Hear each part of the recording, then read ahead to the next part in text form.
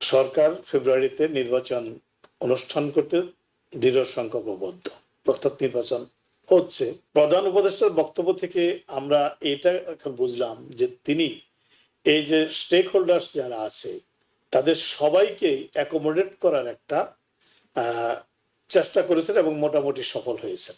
গণভোটে না ভোট জিতে গেল, তখন ওই রাজনৈতিক দল কি করবে? কিংবা ওই রাজনৈতিক দল তারা হয়তো এগুলো কার্যকর করতে চায়, কিন্তু না ভোট জিতে গেল, একটা জটিলতা তৈরি হলো কিনা? অনেকে মনে করছেন প্রফেসর ডক্টর মোহাম্মদ ইউনূস একটা রাজনৈতিক জটিলতা তৈরি করে দিয়েছেন। গণভোটে হয়তো বেশিরভাগ হ্যাঁ ভোটই আসবে, কিন্তু এটা একটা প্যাকেজের মতো হয়ে গেছে, সেখানে আপনার পছন্দ অপছন্দ সবকিছু একসাথে ঢুকে গেছে। গণভোট হলো, নির্বাচন হলো, কোন না কোন একটি রাজনৈতিক দল ক্ষমতায়ও গেল। এখন ক্ষমতায় যে সেই রাজনৈতিক দলগুলো ভবিষ্যতে, অর্থাৎ নিকট ভবিষ্যতে না হলেও পরবর্তীতে কোন এক সময় এই সংস্কার যে প্রস্তাবগুলো সেগুলোর ব্যাপারে কতটা আন্তরিক থাকবে। মোহাম্মদ মালেক, আপনার কাছে শুরুতে যে প্রশ্নটি জানতে চাই, আমরা জানি প্রধান উপদেষ্টার বক্তব্যের আগেও নানা ঘটনা ছিল। জাতীয় ঐক্যমত্য কমিশন তারা দিনের পর দিন 30টি রাজনৈতিক দল নিয়ে বৈঠক করেছে এবং জুলাই সনদেও এই রাজনৈতিক দলগুলো স্বাক্ষর করেছে, কিন্তু তারপরই দেখা গেল এক একটা রাজনৈতিক দল এক একটা সুরে কথা বলতে শুরু করেছিলেন। তখন সরকারের পক্ষ থেকে সংবাদ সম্মেলন করে বলে দেওয়া হয়েছিল, বল এখন রাজনৈতিক দলগুলোর কোর্টে, তারা নিজেদের মধ্যে সমঝোতা করবে, আমরা আর এই বিষয়ে কোনো কথা বলবো না। পরবর্তীতে আমরা দেখলাম রাজনৈতিক দলগুলো, জামাত ইসলামীর পক্ষ থেকে বিএনপিকে টেলিফোন করা হয়েছিল, আসুন আলোচনা করি। বিএনপি বলেছে জামাতের সঙ্গে আলোচনা হবে না, সরকার কি করে আমরা দেখতে চাই। সরকার করেছে, এবং সরকার যেটি করেছে, প্রধান উপদেষ্টা নিজে সরাসরি এসে জাতির উদ্দেশ্যে দেওয়া ভাষণে যে বিষয়গুলো নিয়ে রাজনৈতিক দলগুলোর মধ্যে অনৈক্য ছিল, মত পার্থক্য ছিল, অর্থাৎ গণভোট কি নির্বাচনের দিন হবে না আগে হবে, পিআর কি হবে না হবে না, সেসব বিষয়ে একটা সুনির্দিষ্ট তিনি তার প্রস্তাবনাগুলো জানিয়েছেন, এবং এটি আসলে কার্যকর করতে হবে যেহেতু সরকার প্রধান বলেছেন। রাজনৈতিক দলগুলো এখন আবার হিসেব কষছে, কে জিতলো কে হারলো, কার কতটুকু দাবি মানা হলো, কার কতটুকু দাবি মানা হলো না। শেষ পর্যন্ত আপনার কাছে যদি প্রশ্ন করি যে আসলে কার কতটুকু দাবি মানা হলো, কে জিতলো, সরকার জুলাইয়ের যে সনদ কতটা জিতলো, বিএনপি কতটা জিতলো, জামাত কতটা জিতলো, এনসিপির দাবি কতটা টিকলো? ধন্যবাদ জুয়েল। আমার মনে হয় যে কে জিতলো তার চেয়ে বড় কথাটি হলো যে সরকার, মানে প্রধান উপদেষ্টা আজকের যে বক্তব্যটি, সেই বক্তব্য থেকে একটা জিনিস বোঝা গেল যে সরকার ফেব্রুয়ারিতে নির্বাচন অনুষ্ঠান করতে দৃঢ় সংকল্পবদ্ধ, অর্থাৎ নির্বাচন হচ্ছে। এই স্টেজে এসে তার বক্তৃতার পর সেটাই বোঝা গেল আর কি, যেটা নিয়ে ধোঁয়াশা ছিল, বিভিন্ন রকম আলোচনা ছিল এবং নানা রকম মতবিরোধ দেখা দেওয়াতে নির্বাচনটি আদৌ হবে কিনা সে বিষয়ে একটা সংশয় তৈরি হয়েছিল। আপাতত সেই সংশয়টার একটা মানে মানে সুস্পষ্ট একটা ইঙ্গিত আমরা পেলাম যে নির্বাচন নিয়ে আর কোনো সংশয় নেই। আচ্ছা, এবার হলো যে যেটা জুলাই সনদ ঘোষণার পরে যে জিনিসটি হলো যে রাজনৈতিক দলগুলোর মধ্যে নতুন করে আবার মতবিরোধ দেখা দিল আর কি। তো মতবিরোধ যেগুলো নিয়ে দেখা গেল বেসিক কয়েকটা জিনিস নিয়ে, সেটি হলো যে বিএনপি যেটি বলেছিল তারা যে নোট অফ ডিসেন্ট দিয়েছিল যে পয়েন্টগুলোতে, সেগুলো অন্তর্ভুক্ত করা হয়নি, এটা নিয়ে তাদের একটা ক্ষোভ ছিল। আবার এনসিপির দাবি ছিল যে জুলাই সনদ ঘোষণাটা মানে আদেশ হতে হবে নির্বাচনের আগে। আর জামাত ইসলামের দাবিটি ছিল মূলত মুখ্য যে এটি যে নির্বাচনের আগেই গণভোট অনুষ্ঠিত হতে হবে। এখন প্রধান উপদেষ্টার বক্তব্য থেকে আমরা এটা এখন বুঝলাম যে তিনি এই যে স্টেক হোল্ডার্স যারা আছে তাদের সবাইকে অ্যাকোমোডেট করার একটা চেষ্টা করেছেন এবং মোটামুটি সফল হয়েছেন। অর্থাৎ সেই অর্থে সরকারের এখানে মানে জয়লাভ হয়েছে বলেই আমি মনে করছি। তার কারণ দেখুন যে এই রাষ্ট্রপতি স্বাক্ষর করার ফলে জুলাই সনদ আদেশটিও বাস্তবায়িত হলো, যেটি এনসিপির দাবি ছিল। বিএনপির দাবি ছিল যে গণভোট হতে পারে কিন্তু সেটা নির্বাচনের দিন একই দিনে হতে হবে, তো সেটাকেও প্রধান উপদেষ্টা অ্যাকোমোডেট করে একই দিনে নিয়ে এসছেন। আবার জামাতের যে দাবিটি ছিল যে গণভোট হতে হবে, সেই গণভোটটি, হ্যাঁ, জামাতের যে দাবিটি ছিল মুখ্য যেটা আগে হতে হবে সেটি, অর্থাৎ জামাত এখানে একটু অখুশি হবার কথা। কিন্তু তারপর আমি মনে করি যে সামনে তো এগিয়ে যেতে হবে। সামনে এগিয়ে যেতে গেলে দেখুন সবাইকে ঐক্যবদ্ধ করার চেষ্টা করা হতো, একটা মিনিমাম কনসেন্সাস তৈরি হবে, সেটা স্বাভাবিক। কিন্তু আপনি সকল বিষয়ে সকল দলকে এক লাইনে নিয়ে আসতে পারবেন, একটি আন্ডারস্ট্যান্ডিং এ নিয়ে আসতে পারবেন, এটি কিন্তু কখনো সম্ভব নয়। এবং এটি তো আসলে কোন একটা সুনির্দিষ্ট দলের পক্ষে যায়নি, আপনি বলছেন যে সবারই কিছু কিছু স্বার্থ রক্ষা করা হয়েছে। এবং জামাত যে ক্ষোভটা দেখাচ্ছে, অনেকে মনে করছে, জি অনেকে মনে করছেন জামাতের এই ক্ষোভটাও এক ধরনের রাজনৈতিক কৌশল। তারা তো পিআর, তারা নিজেরাও জানতেন যে পিআরটা তাদের একটা অন্যতম দাবি ছিল, এবং সেটি দুই কক্ষে তো আর সম্ভব নয়, উচ্চ কক্ষেই হবে, সেটি কিন্তু রক্ষা করা হয়েছে। অন্যদিকে নির্বাচন, গণভোট আসলে আগে এবং নির্বাচনের দিন হওয়ার মধ্যে খুব বেশি যে পার্থক্য আছে কিংবা রাজনৈতিক কোনো লাভ আছে জামায়াতের, বিষয়টি তাও নয়। তারা এখন বিরোধিতার সাথে বিরোধিতা করছে, কিংবা তাদের সব দাবি মানা হয়েছে এমনটি হয়তো তারা মনে করছেন। আর এনসিপি চেয়েছিল, যেটা আপনি বলছেন রাষ্ট্রপতি নয়, তারা চেয়েছিল প্রধান উপদেষ্টা নিজে এটিতে স্বাক্ষর করুন। কিন্তু আসলে আইন মানতে হলে, অধ্যাদেশের নিয়ম মানতে হলে আপনাকে রাষ্ট্রপতি স্বাক্ষরটি করতে হবে, রাষ্ট্রপতিকে স্বাক্ষর করতে হয়। জি।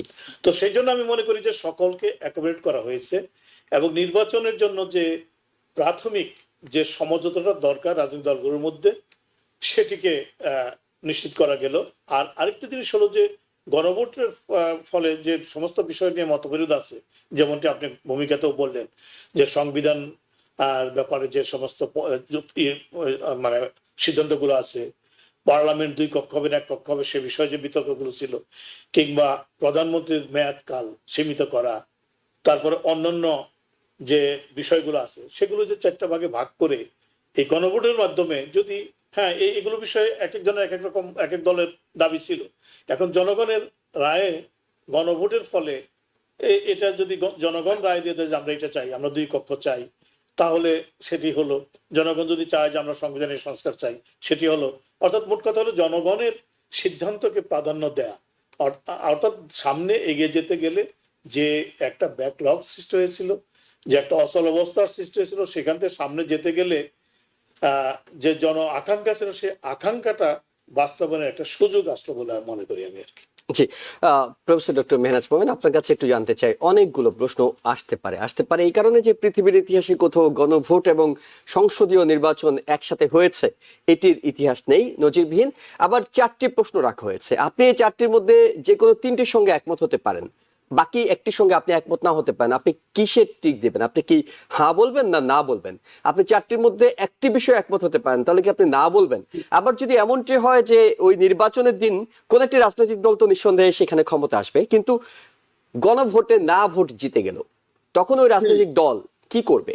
কিংবা ওই রাজনৈতিক দল তারা হয়তো এগুলো কার্যকর করতে চায়, কিন্তু না ভোট জিতে গেল, একটা জটিলতা তৈরি হলো কিনা? অনেকে মনে করছেন প্রফেসর ডক্টর মোহাম্মদ ইউনূস একটা রাজনৈতিক জটিলতা তৈরি করে দিয়েছেন, যে জটিলতা কেউ এইখানে তার শুভ ইচ্ছা দেখছেন, কেউ দেখছেন যে না, এমন একটি জটিলতা তৈরি করছেন যেটি পুরো ফেব্রুয়ারিতে নির্বাচন হয় কিনা সেটি নিয়েও এক ধরনের প্রশ্ন তুলতে পারে।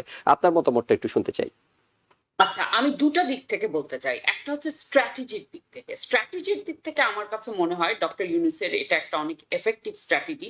কারণ উনি যেটা করেছেন যে আপনার নির্বাচনের সাথে এই গণভোটটাকে এক করে দিয়েছেন। তো যাদের স্টেক আছে, যারা চায় নির্বাচন হোক, তারা কিন্তু কোনোভাবেই গণভোটের বিরোধিতা করতে পারবে না, কারণ দুটি একসাথে হয়ে গেছে। আচ্ছা, আর যেটা উনি বলেছেন যে একটা লজিস্টিক্যাল ব্যাপার, হ্যাঁ সেটা তো অবশ্যই, কিন্তু সেটা ক্ষুদ্র ব্যাপার। কিন্তু বড় ব্যাপার যেটা ওই একসাথে করে দিয়েছেন, এবং সংস্কারটাও একটা প্যাকেজ হিসেবে এসছে। আপনি যে কথাগুলো বলেছেন এটা অবশ্যই সত্যি। এই 4টি প্রশ্নে কারো যদি দুটিতে মত থাকে, দুটিতে না মত থাকে, তাহলে সে কি করবে? তো একদিক থেকে এটা এমন ভাবে স্ট্র্যাটেজিক্যালি করা হয়েছে যে আপনার গণভোটও, মানে নির্বাচনে যেহেতু বেশিরভাগ মানুষ চাচ্ছে কোনো না কোনো ভাবে নির্বাচনটা হোক, কাজে এই গণভোটটাও হয়ে যাবে। এবং আমার কাছে মনে হয় যে প্যাকেজিংটা এমন ভাবে করা হয়েছে যে আপনি যদি যে কোনো ধরনের সংস্কার চান, যে কোনো ধরনের চেঞ্জ চান, আপনি হ্যাঁ বলতে বাধ্য হবে। কাজে এই সংস্কারটা তখন আপনার হয়ে যাবে। হ্যাঁ, কিন্তু এখন তারপরও এই সংস্কারটা কতটুকু ইমপ্লিমেন্ট করা যাবে, কি করা যাবে, সেগুলো নিয়ে হয়তো অনেক প্রশ্ন আছে সামনে। তারপর অনেক ধরনের জিনিস আপনি হ্যাঁ না বলছেন, কিন্তু সেটা তো ইন্টারপ্রিটেশন আছে, সেটা কতখানি কিভাবে করে প্রয়োগ করা হবে, সেটার আসলে অর্থ কি হবে, এই একটা প্রশ্নে হয়তো সবকিছু হ্যাঁ না দিয়ে এভাবে করে বোঝা যায় না।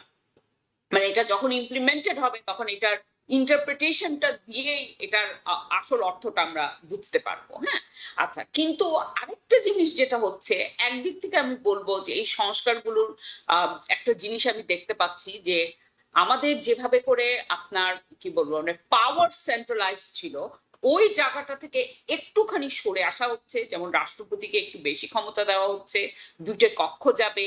তো এটা একদিক থেকে ভালো, কারণ আমাদের তো আমাদের মানে পলিটিক্যাল কালচার যেটা রাজনৈতিক সংস্কৃতি, এটা মানে এটা কি বলবো মানে ভালো সংস্কৃতি না। আমরা সবসময় একটা মানে গণতান্ত্রিক উপায়েও যে সরকার আসে, সেও ক্ষমতা কেন্দ্রীভূত করতে চায়। কাজে স্ট্রাকচারের মধ্যে যদি একটা বিকেন্দ্রীকরণের একটা ব্যবস্থা থাকে, সেটা আমাদের জন্য ভালো। কিন্তু আরেকটা দিক থেকে বলবো যে আমি যেইটুকু পড়লাম, মানে সবকিছু আমার কাছে মনে হচ্ছে যে অনেক বেশি জটিল হয়ে যাচ্ছে।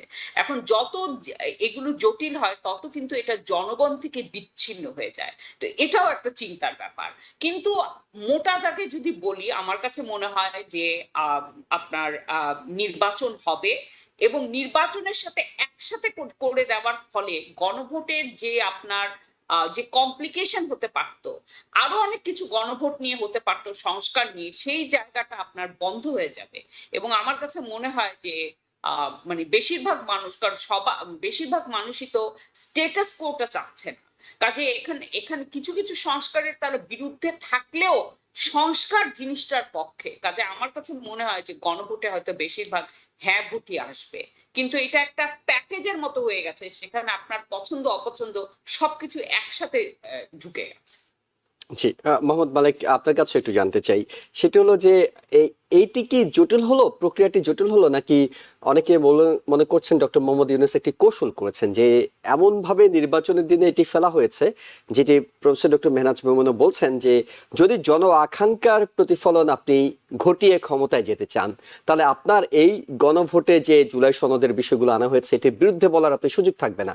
আপনাকে হায়ের পক্ষে প্রচারণা চালিয়ে ক্ষমতায় যেতে হবে। আপনি যদি না করেন, না ভোট দিতে বলেন আপনার কর্মীদেরকে, আপনার সমর্থকদেরকে, তাহলে জনগণ বুঝবে আপনি সংস্কার চান না। সো আপনি আসলে টেকনিক্যালি যে রাজনৈতিক দলই ক্ষমতায় যেতে চায়, তারা এটিকে কার্যকর করে কিংবা হা ভোটকে জিতিয়ে যেতে হবে। হ্যাঁ, এটা ঠিক। মানে প্রধান উপদেষ্টা যে কাজটি করেছেন, সেটি হলো যে অত্যন্ত কৌশলের সাথে করেছেন, যাতে রাজনৈতিক দলগুলোর সামনে এই আর নতুন করে জটিলতা সৃষ্টির আর কোনো অবকাশ না থাকে। মানে উনি এই কাজটি করেছেন। এটা কতটা সফল হবে বা কতটা কার্যকর হবে, তার চেয়ে বেশি গুরুত্ব দিয়েছেন যে এই যে বর্তমান সময়ের যে জটিলতা আছে, সেটা থেকে উত্তরণ কিভাবে করা যায়, অর্থাৎ সবাইকে নির্বাচনে নিয়ে এসে একটা নির্বাচন অনুষ্ঠান করা যায়, সেইটার দিকে তিনি বেশি গুরুত্ব দিয়েছেন। এবং সেই কৌশলে ঠিক কৌশল মতোই তিনি বাস্তবায়নের কাজটা তিনি করেছেন। তবে একটা জিনিস, যে এই যে গণভোটটি হবে, এটি নিয়েও কিন্তু জনগণের মধ্যেও কিন্তু একটা থাকবে, একটা মানে কি বলবো যে একটা মানে মানে সিদ্ধান্তহীনতা কাজ করবে। তার কারণ একটা প্যাকেজ তো, এর মধ্যে ওই যে আপনি যেমনটি বললেন যে আমি হয়তো কোনো কোনো ক্ষেত্রে 3টাতেই সমর্থন করতে পারি বা 4টাতে আমার সমর্থন আছে, কিন্তু আমাকে তো একটিতে হাত করতে হবে, তাই না? না, মানে পুরো প্যাকেজটাতে হ্যাঁ বলতে হবে, অথবা প্যাকেজটাকে না করতে হবে। তার মানে কি হলো যে আমি যখন হাত করলাম, না না বা হাত করলাম, না করলে কি হলো, আমার 4টি প্যাকেজের 4টি পার্টই কিন্তু আমি অস্বীকার করে ফেললাম, আমি চাই। আর যদি আমি হা করলাম, তাহলে আমার 2-1টার সম্পর্কে আমার একটা রিজার্ভেশন থাকতে পারে, যেটা আমি চাইনি। যেমন ধরেন, আমি উদাহরণ হিসেবে বলছি, আমি দ্বিকক্ষ বিশিষ্ট পার্লামেন্ট চাই না, সংসদ চাই না। সেক্ষেত্রে কিন্তু আমি কিন্তু বাকি সবগুলো আমি চাই। কাজে আমি হা করলাম, তাহলে আমি এটাতেও হা করলাম। এই সুযোগটি রাখা হয়নি, অর্থাৎ আপনাকে জন আকাঙ্ক্ষার কিন্তু একেবারে পরিপূর্ণ প্রতিফলন এতে করলো না, বরং আলাদা আলাদা করে থাকলে দিলে হয়তো ভালো হতো। এটি একটা জিনিস। আরেকটা জিনিস হলো যে আপনি এটি হলো, মনে করেন গণভোট হলো, নির্বাচন হলো, কোন না কোনো একটি রাজনৈতিক দল ক্ষমতায়ও গেল।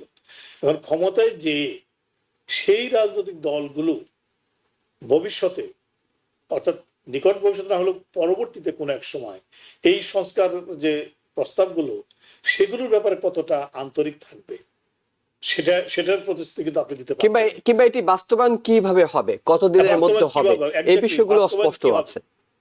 এবং যার ফলে হবে কি, মনে করেন কোন একটি দল 2/3 সংখ্যাগরিষ্ঠতা নিয়ে আসলো, এসে তো তারা নতুন করে পার্লামেন্টে যে নতুন করে গণভোট করতে পারে, নতুন করে কোনো সিদ্ধান্ত পার্লামেন্টে তারা নিয়ে নিতে পারে। তো সেটা কি করে আপনি তো সবকিছু মিলে বাস্তবায়নটা প্রথমত কথা যে জন আকাঙ্ক্ষার পরিপূর্ণ বাস্তবায়ন এই গণভোটে হবে না, কারণ সবগুলো চারটির মধ্যেই চারটাতে কেউ একমত না থাকতে পারে, কিন্তু তাকে হা বলতে হবে, না বলতে হবে। তাহলে না বললে তার যেমন হা গুলো আছে সেগুলো না হয়ে যাবে, তার যেগুলো তার না ছিল সেগুলো হা ছিল সেগুলো না হয়ে যাবে না না বললে। পরবর্তীতে রাজনৈতিক দলগুলো কতটা নিষ্ঠার সাথে এটা, যে দল ক্ষমতায় যাবে কতটা এটাকে মানে আফোল্ড করবে, বাস্তবায়ন করবে, সেটারও কিন্তু আমরা এখন মানে এই মুহূর্তে বলা অসম্ভব।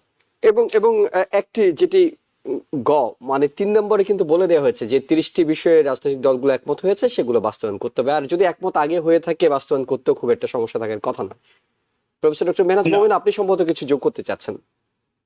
না, ঠিক তা না। মানে একদিক থেকে আমার কাছে মনে হচ্ছে, দেখেন আমাদের তো একটা হায়ারার্কিক্যাল সোসাইটি, তো একদিক থেকে এটা গণভোট দিয়ে মানুষের একটা সমর্থন পাওয়া হচ্ছে, কিন্তু মানুষের হাতে ওরকম ক্ষমতা দেওয়া হচ্ছে না। মানে এটা যদি যে মানে আমরা যদি এক একটা জিনিসে মানুষ বুঝতে পারতো যে হ্যাঁ এটাতে আমার সমর্থন, এটাতে সমর্থন না, তাহলে হয়তো জিনিসটা যেটা মালিক ভাই বলছিলেন যে ইন্ডিভিজুয়াল। হ্যাঁ, কিন্তু আবার এটাও সত্যি যে আপনার ভোটারদের, ইন্ডিভিজুয়াল ভোটারদের কতখানি আপনার ক্ষমতা আছে যে প্রতিটা এরকম জটিল জিনিস দেখে দেখে আপনার ঠিক মতো সিদ্ধান্ত নিবে যে না, এখনো সময় আছে। মানে এই রাজনৈতিক হ্যাঁ। দলগুলো তো প্রচারণা চালাবে এই 4টি পয়েন্টেরই, তারা হয়তো I know, ব্যাখ্যা দেবে, আমি- অনেক আমি ব্যাখ্যা হবে আপনাকে সামনের দিনগুলোতে। উদাহরণ দিয়ে বলছি। এই গত সপ্তাহে টেক্সাসেই একটা আপনার স্পেশাল ইলেকশন হয়েছে, যেখানে আপনার কনস্টিটিউশনাল কনভেনশন চেঞ্জের, হ্যাঁ, আমি পলিটিক্যাল সায়েন্স পড়াই, কিন্তু ওগুলো এমন ভাষায় লেখা যে প্রতিটা জিনিস আপনি আগে থেকে যদি তৈরি না থাকেন, আপনি ওইখানে প্রশ্নটা পড়ে এটার যে কি মিনিং আপনি বুঝতে পারবেন না। কাজে আমি সেই অর্থে বলছি যে একজন সাধারণ মানুষ, সাধারণ ভোটার ওই প্রতিটা জিনিস হয়তো পড়ে সে অনুধাবন করতে পারবে না। কাজে যেই ক্ষমতাটা তাদেরকে দেওয়া হয়েছে যে মোটা দাগে তোমরা সংস্কার চাও না সংস্কার চাও না, সংস্কার যদি চাও হ্যাঁ বলো, তার ভিতরে কি হবে সেটা তোমার দায়িত্ব না, সেটা রাজনৈতিক দলের দায়িত্ব। এবং এটাতে আমার মানে আমার একদিক থেকে আমি বুঝছি যে এটা কেন করা হয়েছে। এই না হলে এটা হয়তো এটা কি বলবো, মানে এইভাবে না করা হলে এই মানে সংস্কারের পক্ষে না বিপক্ষে এটা বোঝাই যাবে না। কিন্তু আবার এটা নিয়ে আমার মানে দ্বিমতও আছে, কারণ এটা তাইলে এত সর্বময় ক্ষমতা আপনার যে দল আসবে তাকে দিয়ে দেওয়া হলো যে কি বলবো, মানে এটা একদম তাদের ইচ্ছা যে কিভাবে করে তারা করবে। এবং শুধু তো এরকম না যে আপনার যে ভাষায় লেখা হয় সেই ভাষাটাই একদম মানে প্রত্যেকটা জিনিসের ইন্টারপ্রিটেশন আছে। তো যে দল ক্ষমতায় আসবে তারা তখন সেটার অর্থটা মানে অর্থটা ওরা যেভাবে করে ব্যাখ্যা করবে সেভাবে করে ওটা ইমপ্লিমেন্ট করবে। কাজে এইসব দিক থেকে আপনার সর্বময় ক্ষমতা তাদেরকে দিয়ে দেওয়া হলো, এটা আমার জন্য অস্বস্তিকর। কিন্তু আবার এটাও সত্যি যে এইভাবে করে না করা হলে আপনার আমার মনে হয় একেবারে না ব্ল্যাঙ্ক চেক দিয়ে কোনো দলকে যদি ক্ষমতায় পাঠানো চেয়ে তাদেরকে অন্তত কাগজে কলমে কোথাও একটা দায়বদ্ধতা রেখে যদি ক্ষমতায় পাঠানো হয়, তাহলে জবাবদিহি চাওয়ার সুযোগ তো আছে অন্তত। হ্যাঁ, না এইটাই হয়তো দায়বদ্ধতার চেষ্টা করা হচ্ছে, কিন্তু এখন আমাদের অনেক কিছুর পটভূমি আছে। মানে এগুলো সমস্ত চিন্তা করে, মানে স্ট্র্যাটেজি চিন্তা করে, এখন যদি ডক্টর ইউনূস এই ফেব্রুয়ারি পরে চলে যান, একটা নির্বাচিত সরকার আসবে, তাদের এই দায়িত্বটা তাদের হবে এবং গণভোটটা হওয়ার ফলে তাদেরকে অ্যাকাউন্টেবল করা যাবে যে তোমরা যখন ক্ষমতা নিয়েছো এই জিনিসটা তোমরা বলেছো করবা, এখন তোমরা না করলে তো এইটাই তোমাদের প্রতিশ্রুতি ছিল। এই সমস্ত দিক বিবেচনা করে আমার কাছে মনে হয়, বিশেষ করে কৌশলগত দিক থেকে আমার কাছে মনে হয় এটা একটা এফেক্টিভ স্ট্র্যাটেজি, একটা এফেক্ট ফেলতে পারে। নিউ ইয়র্ক থেকে সম্প্রচারিত TVN 24 টেলিভিশন বিশ্বজুড়ে বাঙালির কণ্ঠস্বর।